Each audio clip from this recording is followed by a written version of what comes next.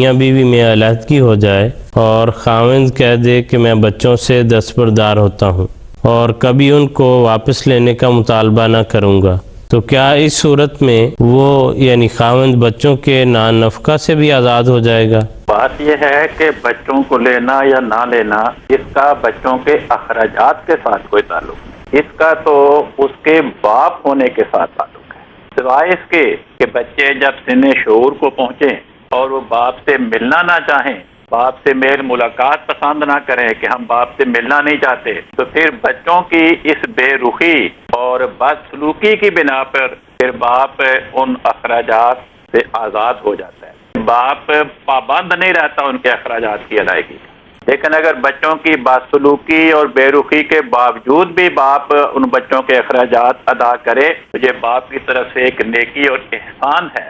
یہ ٹھیک ہے، جزاکم اللہ خیر۔